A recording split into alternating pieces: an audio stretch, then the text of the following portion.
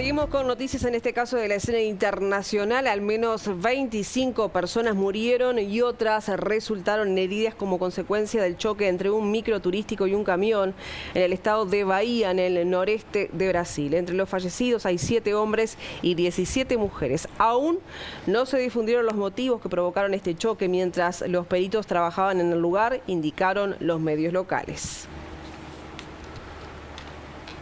Y vamos a seguir en el ámbito internacional, pero en este caso recibiendo a Claudio Fantini, periodista especializado, analista internacional.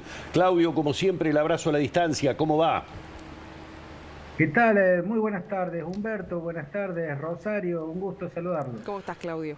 Bueno, Claudio, la pregunta que uno se hace es si ya prácticamente podemos decir que va a terminar siendo inexorable un enfrentamiento bélico aún mayor, tomando en cuenta el crecimiento de los ataques de Hezbollah, el recrudecimiento de la ofensiva israelí.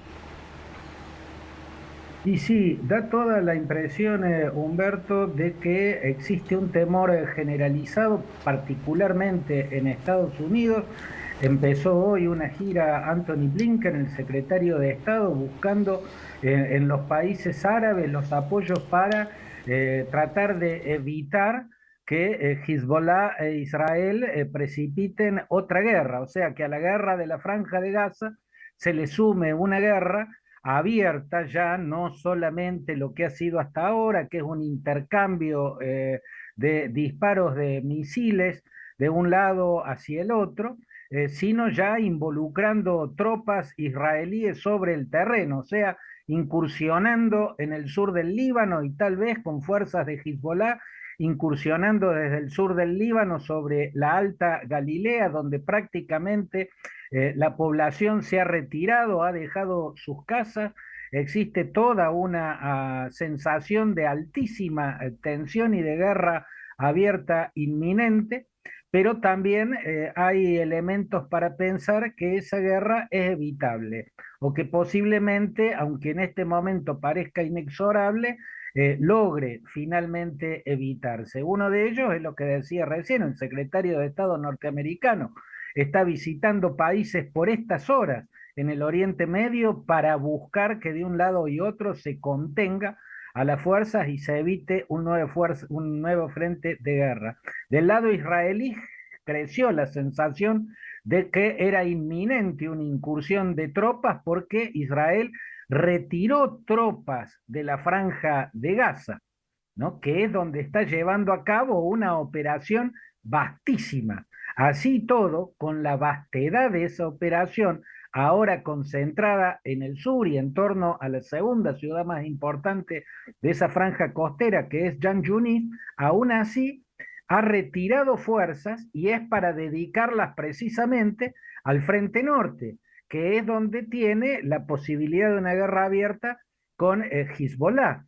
Y en el lenguaje del gobierno que encabeza Netanyahu está cada vez más presente la posibilidad, casi que parece una tentación que tiene Netanyahu de abrir ese segundo frente de guerra, lo que muchos analistas dicen que además les convendría, porque a Netanyahu, cuando el conflicto en la franja de Gaza acabe, le van a quedar los días contados al frente del gobierno y después lo que va a tener es un tour por tribunales por los casos de corrupción que hay en su contra. Entonces, para Netanyahu, más larga es la guerra, más frentes tiene y más puede permanecer en el gobierno y protegido de los jueces que los quieren sentar en el banquillo de los acusados por caso de corrupción.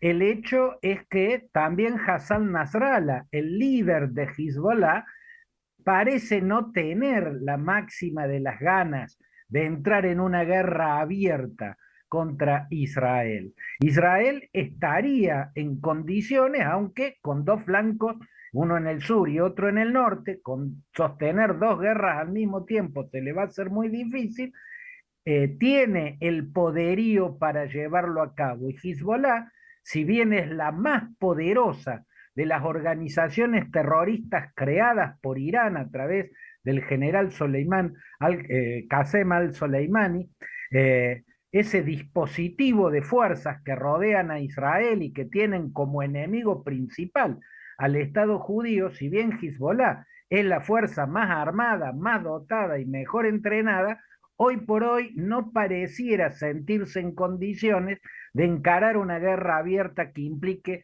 un ingreso de las tropas israelíes en el territorio libanés que llegue hasta la capital. Me da la impresión que le da la sensación de que no la podría ganar.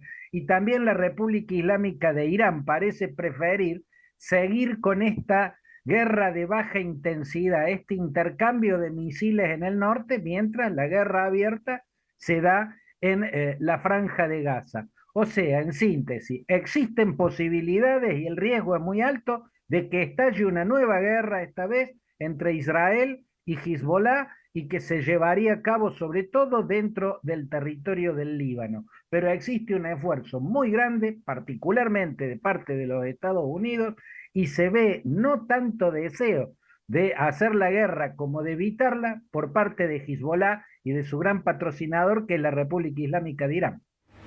Claudio, y a propósito de esto último también que tú mencionás, ¿qué consideras? ¿Hasta qué punto puede extenderse esta guerra de Medio Oriente cuyo origen fue la Franja de Gaza? ¿Hasta dónde podría llegar? Y puede ir mucho más allá, Rosario, porque en estas mismas últimas semanas hubo intercambio de fuego entre las fuerzas norteamericanas que están destacadas en Irak con las milicias chiitas que más que al gobierno iraquí, que es un gobierno de mayoría chiita que responde a Irán, las milicias chiitas responden directamente a Irán. También son organizaciones que diseñó, armó y adiestró y preparó para la guerra Qasem Soleimani, por supuesto, antes de ser desintegrado por un misil norteamericano en Irak en el 2021.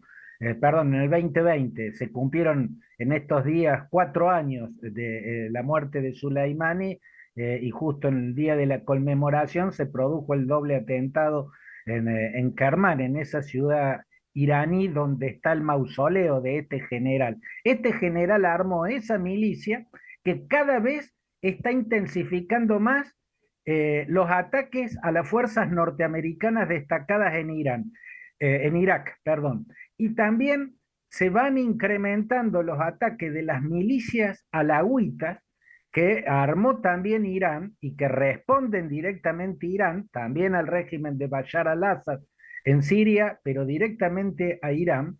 Ese es parte del dispositivo que se sumaría al conflicto haciendo estallar una guerra abierta, en el caso de las milicias alauitas de Siria, contra las fuerzas norteamericanas que están en Siria, mientras las milicias chiitas iraquíes atacan a las fuerzas o entran en guerra directa con las fuerzas norteamericanas que están destacadas en Irán y en Irak. Y ya a esta altura cada vez es más cercano el choque directo entre los hutíes que están en Yemen y que controlan una parte del norte de Yemen que es la entrada al Mar Rojo y que desde ahí están atacando los buques que portan contenedores y de ese modo están estrangulando una yugular del comercio internacional, ¿no? Una yugular, una vía naviera crucial para la economía mundial.